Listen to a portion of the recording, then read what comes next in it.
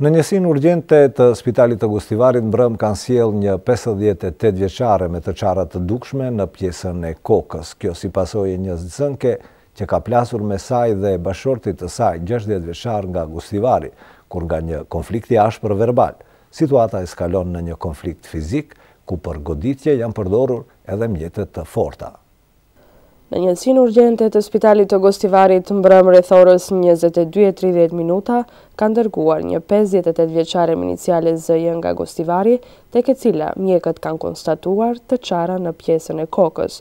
Sipas dëshmisë që ka dhënë 58 vjeçaria, plagët ja ka shkaktuar bashkëshorti i saj 60 vjeçar me iniciale MJ. Ajo ka thënë se të dy bashkëshortët kanë qenë duke u fjalosur, përderisa zënka mes tyre eskalon në dhunë. Në rrethana të këtilla, burri ka marrë një thikë nga kuzhina dhe me dorezën e thikës fillon ta godasë bashkëshortën e tij në pjesën e kokës, ndërsa gruaja për të mbrojtur ka shfrytzuar tavllën e cigareve për ta goditur burrin e saj dhunues. Për një kohë të shkurtër, burri është marrë nga ana e policisë, ndërsa në vendin e ngjarjes është bërë ekspertizë dhe po punohet drejtëzbardhja së plotë të rastit.